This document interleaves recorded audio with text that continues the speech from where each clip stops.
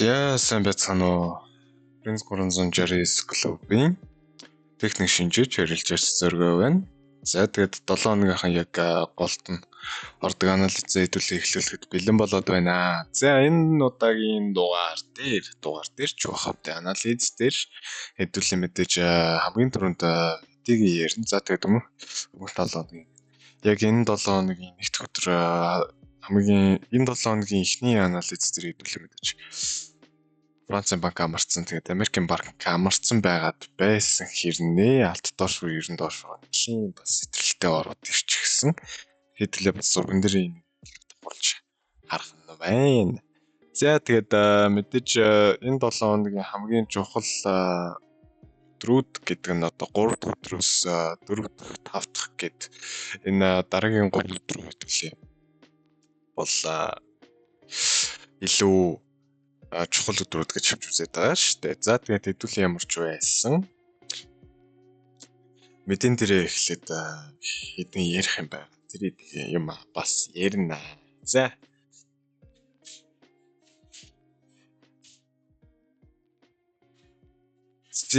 хамгийн түрүүнд хэдүүлэн гэж чинь за өглөөний 6 цагт FOMS member Parker үг хэлчихсэн. FOMS-ийн мэдээнүүд нь ер нь нэг тийм бодлогын үгийн гишүүдийн ерөөдөө бол ярьж байгаа сэдвээр нэг тийм амар том ач холбогдол хэдүүлээ бас нэг байгаа тий. За тэгээд хэдүүлэнгийнх нь өмнөх 7 өдрийн шөнө гарч ирсэн. За FOMS-ийн мэдээ байна. За 5 дахь өглөө гэсэн үг гарсан FOMS-ийн мэдээ хэдүүлэнгийнх нь хамгийн анх буулгахны гэж яриад байсан бодлогын үг ялцууны 25% болгоод ороод ирсэн. Болоод ирэхэд бас аль хэзээ л ерөнхийлөгчийн сонгуулиар мэдээж шоко доош аваад эхэлсэн байсан. Манай Трамп гарч ирээд шоко доош аваад эхэлсэн байсан. За тэгээд хэдүүлээ ямар ч байсан энэ 7 хоногт юу ярих юм бэ гэхлээр энэ 7 хоногт хэдүүлэн өнөөдөр ач холбогдол өгөх сэдвүүд бас ач холбогдол өгөх мэдээнд бас байгаа. За хамгийн түрүү мэдээж Core CPI, CPIMM за тэгээд жилийн дундаж сарын дундаж гэх одоо мэдээнүүдээр ач холбогдол өгөн. За тэгээд маргааш мэдээж ойлгомжтой Core PPI юу вэ? За тэгээд тэрний маргааш ойлгомжтой манай өдрийн шөнө шүү дээ. Түрүүн цагтаа манай Fed Chair Powell үг хэлнэ. За тэгээд ер нь баг би бол хурдаач тэрснэ манай French Consumer клубийнхан маань ер нь Powell-ыг яг ямар юу ярих юм бэ гэдгийг л таамаглаж бацсан би гэлтгүүгээр. За тэгээд энэтэй нь юу холбоотой юм бэ гэхэлэр эхлээд энэ өнөөс нь урдаас нь дагуулж байгаа инфляцийн мэдээ тэгээд PPI мэдээ хоёр гэж ойлгомжтой хэмжээний үүрэг гүйцэтгэн. За тэгээд хэдүүлэнгийнх нь харж байгаагаар инфляцийн мэдээ өөрөө monthly core нь болохоор хэвэндээ гарна гэд шинжиж таамагласан байна. За тэгээд ер нь сарын дунджаар бол 0.2 гэд хэвэндээ гарна болсон байна. Харин жилийн дунджаар болохоор 0.2-оор за бага зэрэг өсөлттэй гарч ирнэ. Бага зэрэг муугаар гарч ирнэ гэсэн таамаг тавиад байгаа юм байна. За тэгээд мэдээж ерөнхийлөгчийн сонгуулиар Дональд Трамп гарснаас хойш хамгийн ихний мэдээж PPI дээрс CPI гэх одоо инфляцийн мэдээнүүд ерөөхдөө бол гарч эхэлж байна. За тэгээд хэдүүлээ энэ мэдээнд ямар ач холбогдол өгөх юм бэ гэхлээр ардаа Powell-ийн хэлэх үгийг дагуулж байгаа болохоор CPI-ийн мэдээнд өмнөх гарч байсан мэдээнүүдээс илүүтэйгээр нөлөө үзүүлнэ. Ялч юу илүүтэй нөлөө үзүүлнэ шүү. Хэдүүлээ энийг ерөөсөө тэгж ач холбогдол өгөхгүйгээр хайж болох. За тэгээд яг ямар нөлөө үзүүлэх юм бэ гэхлээр ер нь CPI-ийн мэдээ хэвэндээ гараад ирнэ гэх юм бол цааш нь Powell өөрөө хэвэндээ ч юм уу буураад мэдээ сайн гараад ирэх юм бол цаашдаа бодлого бол сулруулсаар байх шийдвэр гаргаж үг хэлэх байх. Харин инфляцийн мэдээ муу гараад ирэх юм бол ер нь бодлого бүх юмд барьнаа гэсэн мэдээ гарах бах. За тэгээд инфляцийн мэдээ өөрөө муу гарах юм бол хэдүүлээчин алтан дээр мэдээж өсөлт хараад байгаа.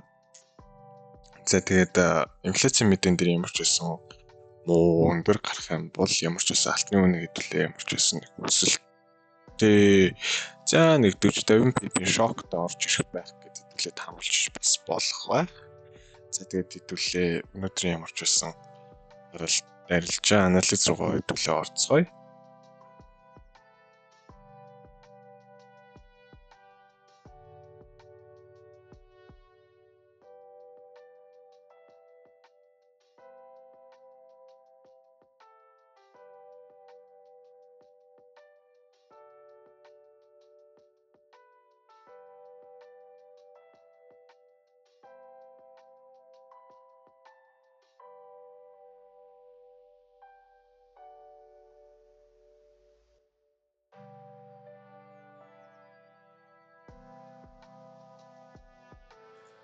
За уучлаарай зудлаг орж ирлээ. За тэгээд хэдүүлэнгийнх нь мэдээж эхлээд хэдүүлээ ярих асуудалч мэдээж алтан дээр байгаа. За тэгээд хэдүүлэнгийнх нь харж байгаагаар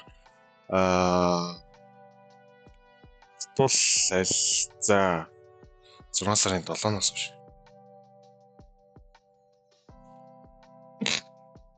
6 сарын 7-оос хойш ерөөхдөө бол уналттай заасан. За тэгээд 23-аас хүчтэй 23-аас нэг төхөлт авч байгаа бол хэдүүлээ 50-аа харах хэрэгтэй байсан. За тэгээд алтын нэг эвгүй юм. Нэг ингээд зураг сэтгэлээд яваад ирэхлээр ер нь нийлний эвгүй юм болох гэдэг талтай. За тэгээд хэдүүлэнгийнхэн одоо чухалчилж харах сэдв бол одоо яг энэ доотлын ёроол төр байгаа. За энийг ерөөхдөө бас эзэлчих юм бол хэдүүлэн мэдээж доошгоо харах шаардлагатай болно.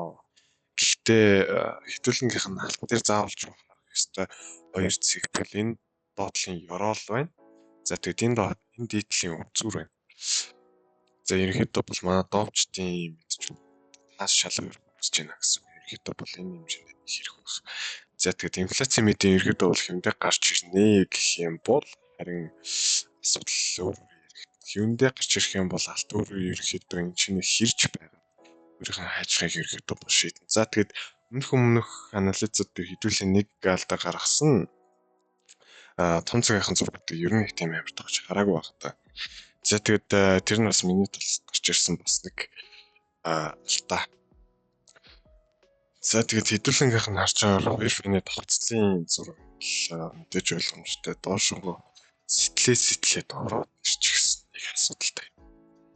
За тэгэхээр хэдүүлэнгийнх нь дараагийн харах ёстой хонш бол 2560 ерөөхдөө бас сэтэрч орж ирэх боломжтой гэж хэдүүлээ гэж үзсэн.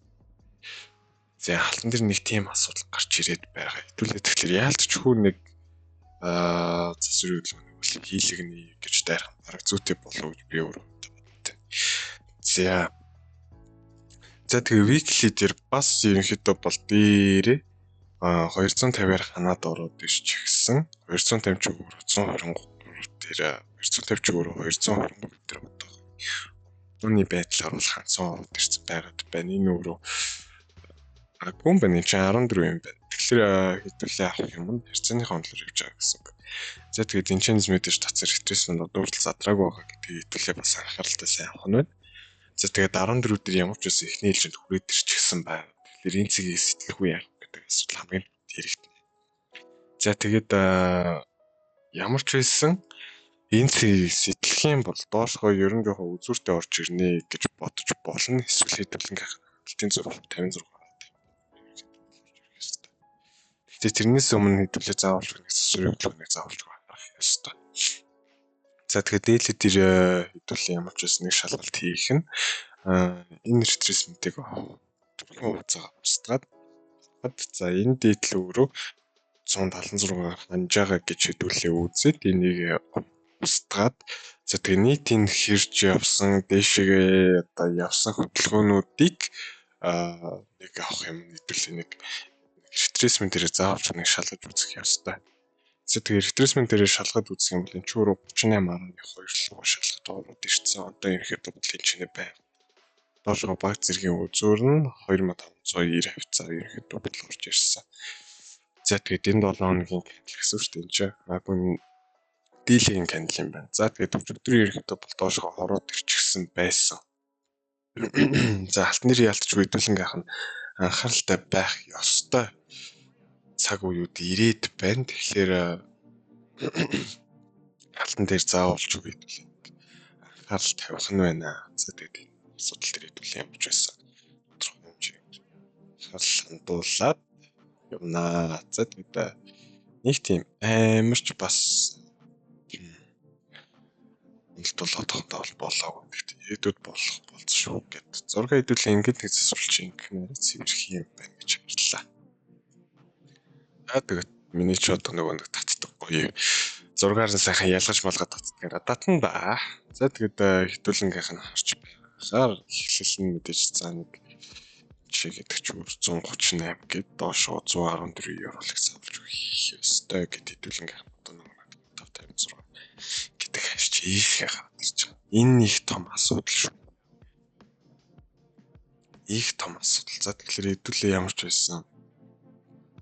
За энийг эхлээд татгаас өмнө энэний дуудлахын евролыг шалгаж үзвэл энэ ч 120 тэгээд 100 108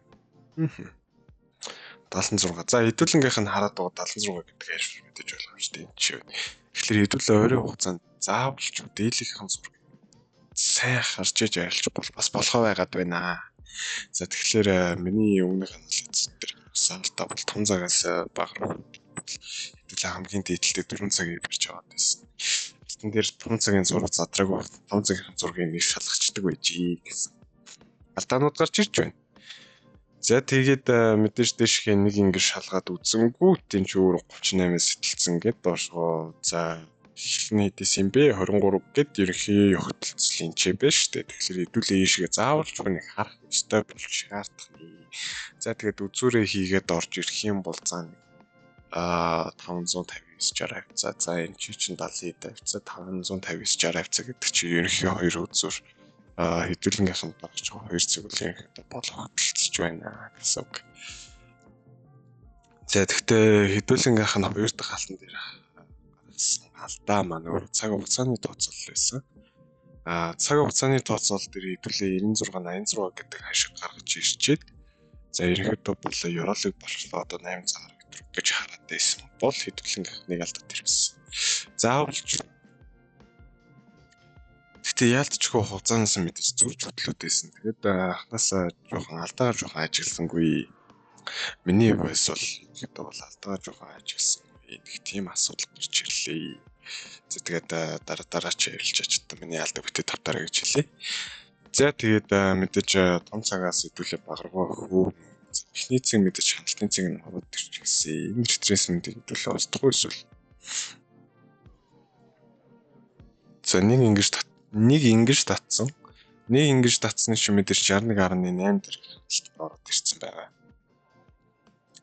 За дараагийнх нь 4 цаг бол мэдээж сая энэ чинь татсан байсан бол энэ ч өөрөө яг энэ дээдлээ толгойг хэсэг үзэж байна. За тэгээд энэ ч 108 гэдэг ороод ирчихсэн байна. Ерөнхийдөө бол за байдал ерөнхий эвгүүд чинь да гэсэн тохиог бол аль хэзээ хэлээд өгсөн байгаа. За тэгээд хэдүүлээ ажиглах хэрэгтэй байсан. За тэгээд 50 руу мэдээж тач орж ирсэн. Энийг 38.2-ыг шалгалт гэх юм уу эсвэл дутаасан гэж хэлэх юм уу эсвэл 50-с л чадаагүй гэж хэлэх юм уу. Тэгээд дараачийн зургийг харахад бол ерөнхий зүйлс 38-аас эхэлтэй байж болох байсан. За тэгээд 38-аас эхэлтэй гэж авч үзэх юм бол хэдүүлэн дараагийн цэг 61.8 байсан. 61.9 төгөл даваад 94.5 дээр дууссан. За энэ ч бол нэг тийм амарч одоо хэдүүлэн над байх юм бол байхгүй гэж ойлгоход. За тэгээд 86 гэж байгаа 86 ч доош 114 л ихний евроос ингээд 75 евро болж байгаа байхгүй юу? За тэгэхээр хэдүүлээ мэдээж одоо бол алт өөрөө засвараа хийж эхэлж байна. За 5 цагаараа засвар орж ирэх нь үү эсвэл шууд жижиг цагаараа засвараа орж ирчээд шууд доошоо шалгах нь үү гэдэг асуулт бол заавалж тавигдана. За тэгээд шалгалтуудын зэрэгдэх ерөнхий сургуулаа сэтэлчих юм бол хэдүүлээ өргөжлүүлээ цаашаа тийшээ харсан ч болно гэсэн асуудлыг бас хэдүүлээ ярих нь. За. За алтан дээр зургуудаа мэдээж гээд нэг татчихсан. 4 цаг дээр энд орсныг татчихсан. За 2 боломжийн зэгс мэдээж татцсан байна. Зураг айгуугүй тийм цэвэрхэн яваад байгаа. За тэгээд өнөөдрийн ач холбогдол үгүй ситуацийг бүлээн 94.1 сэтэл чадахгүй бол 108-аас эхэлж үү. За 76 юм 86 дээр дуусна гэж үзвэл 86 руу шалгагдсан гэж хэлж үзээд хэдүүлээ хамгийн түрүүнд бол $2647 нэг өсөх боломжийн цэгийг хайна. За тэгээд хэдүүлэн гол анхаарах ач холбогдолтой цэг бол 94.5.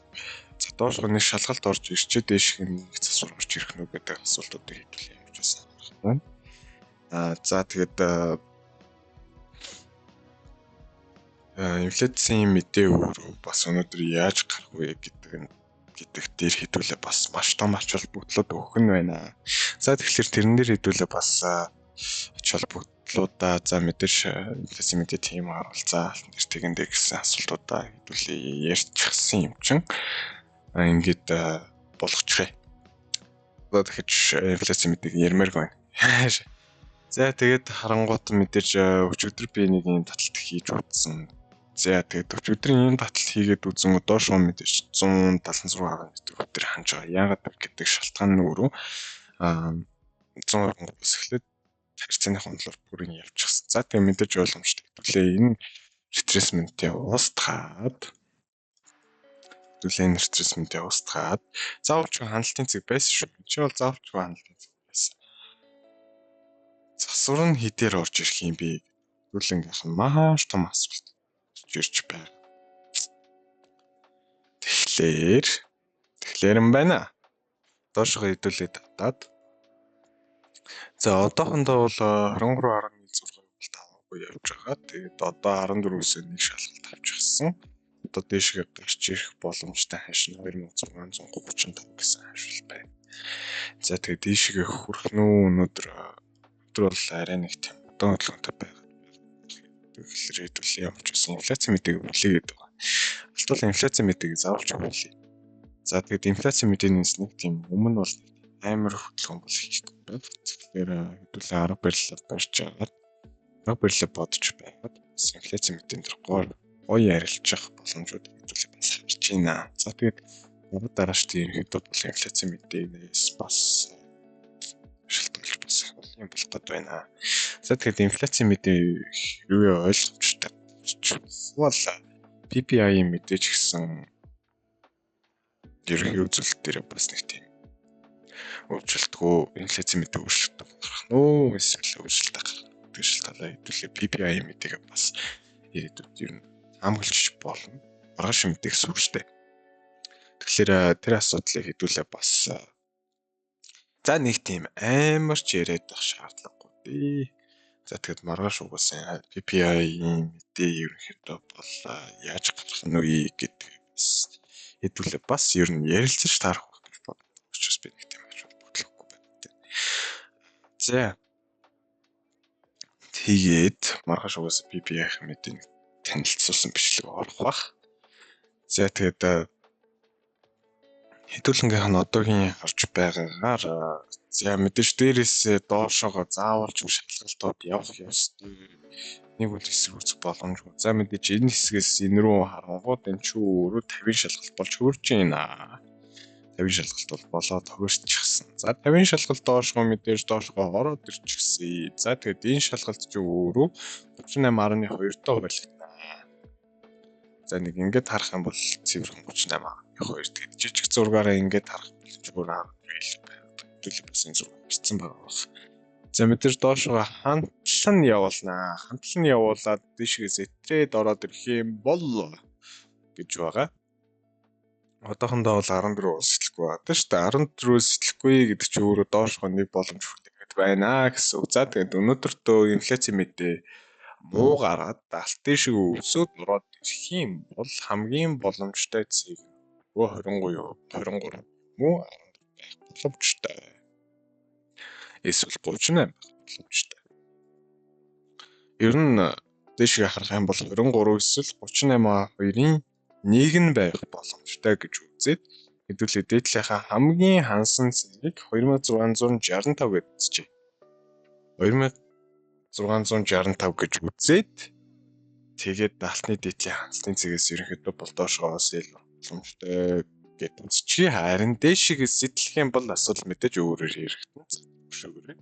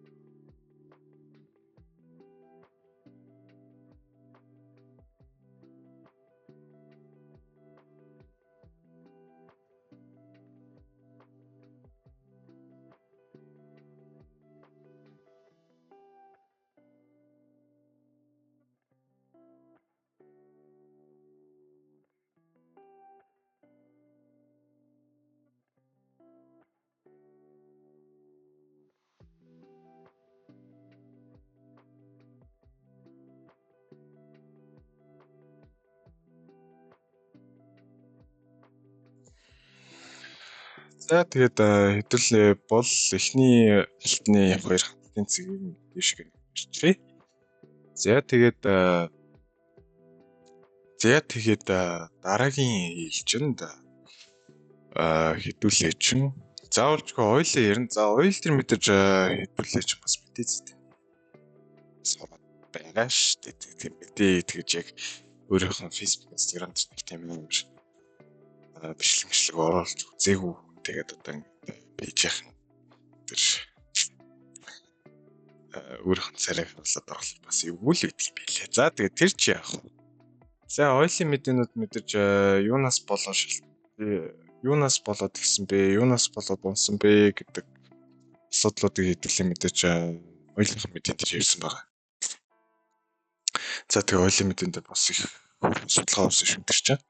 За тэгээд манайхан үзээгүй бол ойлынхаа мэдээг ороод үзээрэй. Мэдээний танилцуулга ерөөдөө юунаас болж унсан бэ гэдэг шалтгаануудаас одоо юунаас болж унсан бэ гэсэнэлтэйхэн шалтгаануудыг олоод тавьсан байна. За тэгээд мэдээж ганцхан Forex эрэлж байж бол ганцхан чарт хараад байх боломжгүй. Хэдүүлээ чи одоо эдийн засаг судалж байгаа хүмүүс гэдэг байгаа шүү.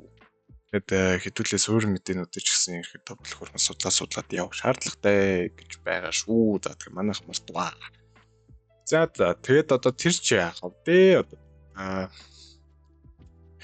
Зэ. Дараагийн асуудал нь мэдээж ойл дээр байгаа.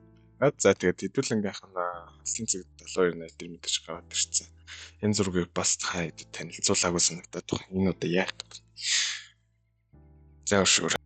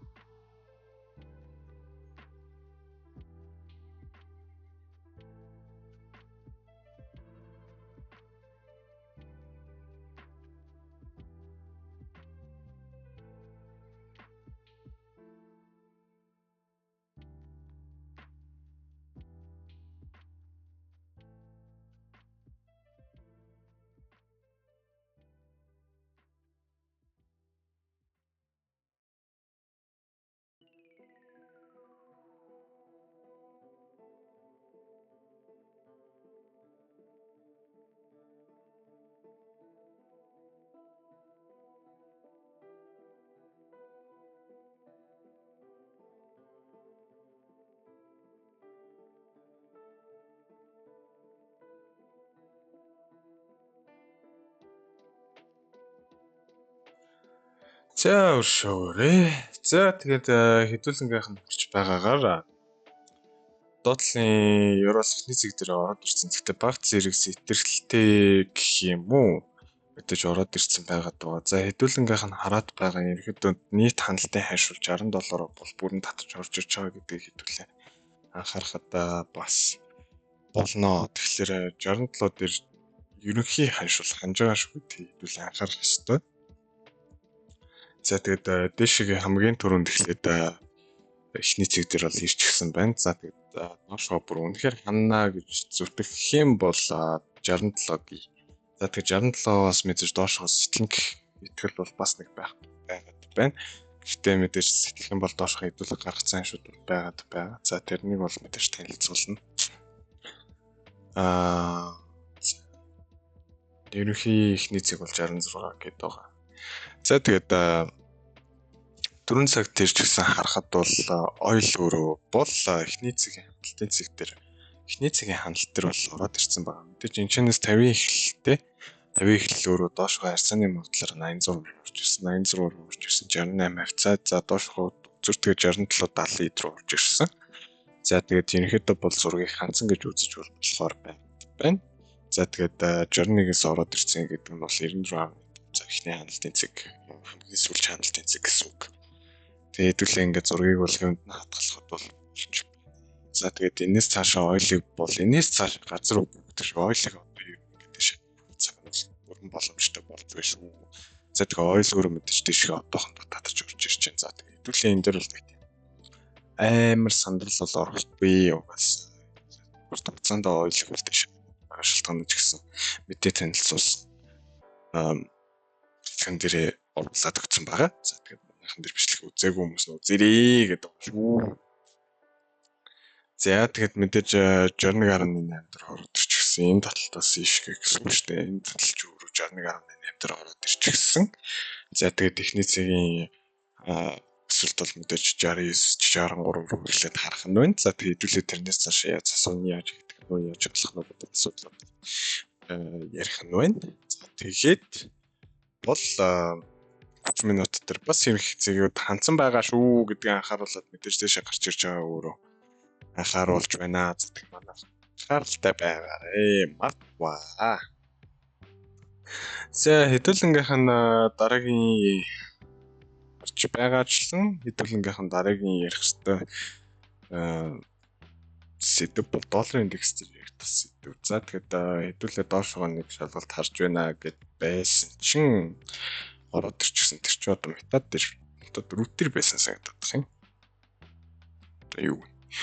За метад дөрөвтөр гэх юм бол хэдүүлэнгээ чинь яг за тийм байна. Ерөнхий хандлтын цэг ийшээ байх боломжтой гэсэн боловч дэшгээс яваад өгсөө. За одоо ингээд дараагийн цэг рүү мэдэж байлж байгаа юм да. За тэгээд 64 гэж байгаа юм чинь дараагийн цэг нь 138. За тэгээд дэшгээ энэ цэг рүү ямар ч байсан ороод ирнэ. Энэ үс рүү ороод ирнэ гэсэн. Гэхдээ өнөөдөр хөвчлэн 138-аар чад тэгээд инфляц хоног явж хүлээх баг. Сэтгэл тавиад байгаа шүү. За тэгээд метад тавтэр чинь бас зураг жоохон утсан юм байна шүү дээ. За тэгээд зургаар бол мэдээж тийш хандлтын цэг нь мөртөж эхэлж байгаа. За тэгээд долларын индекс төр бас нэг олон юм ярихгүй. Ер нь алтан дээр идэхгүй бас сэдвүүдийг ярина. За тэгээд дараагийнх нь пэр бол хэдүүлэнгийнх нь харж байгаагаар. За хэдүүлэнгийнх нь харж байгаагаар стак ерөнхийдөө ирээдүйд 22,000 гэсэн шүү бол явна гэсэн техникч гараад байгаа. За тэгээд өдөр мэдээж рецэгүүдэд тодорхойлоод зураг болж жоохон эвдрэлтэй явсан өчтөрч бас юм ой түүний шатаачд нэлээд талхан судлах бас хийх шиг боллоо. За тэгээд ойлгомжтой шүү дээ. Сток бол мэдээж юугаар алдарт тавилээ. Дурслагтай үнэгч тагцчихдаг. Тэрнгээр алдартай шүү дээ. За тэгээд долларын индекс сток төр хэдүүлээ бас нэг том ачуул бодолтой сэдвүүдийг ярихгүй. За тэгээд Трамп гараад ирсэн мэдээж индекс өсөж байгаа. За тэгээд Америкийн зинсэг бас ихэд бас сайжирч байгаа гэж үзэж байгаа. За тэгээд мэдээж маргааш шөнийн 5 дахь өглөөний Powell-ийн юу ярих бас сонсоход асуудалгүй байх. За тэгээд тэрнээс мэдээж дараагийн сэдвүүдийн яг яригдах нь уу, яах нь уу, ийх нь үү гэдэг хэдүүлээ бас ерөөхдөө ажиглаж харж байхад бас асуудалгүй. За тэгээд хэдүүлэнгийнх нь харж байгаагаар хастаггүй доошгоо нэг ханаад ороод ирчихсэн. Ханалтынхаа шалтгаан 23 дээр байсан. За тэгээд доошгоо ороод ирчихсэн. Одоо ингээд настаг ерөөхдөө өснөө гэд харчод бол асуудал бол харагдаад байна. Уг нь миний. За тэгээд мэдээж энэ дотор нэг 100-ын түнэл байгаад за тэгээд заавалчгүй энэ 100-ын түнэлийг нэг шалгуулад байх шаардлагач бас нэг байхгүй юм шиг харагдаад байна. За тэгээд хэдүүлээ маргааш PMI анализын дугаараар бас дахин уулзах байх. За тэгээд уулзахгүй бол мэдээж боломжтой 5 дахь илүүднээ дахиад уулзна. За тэгээд өнөөдрийн анализыг ингээд хэвлүүлээд дуусгая. Мэдээж ойлгомжтой. 31 минут ярьсан байна. За. Тэгээд хэлчээний ситуацууд ерөөдөө бол нэг байр суурьтай байгаа байна. Өөрөө миний талаас байр суурь нэг иймэрхүү байна гэсэн сэдвүүдээр бас ярьж байгаа юмнууд байгаа. За тэгээд анализын ситуац дээр ерөөдөө бол ерхэн нөхцөл байдал нэг иймэрхүү байгаа шүү. За тэгэхээр манайхан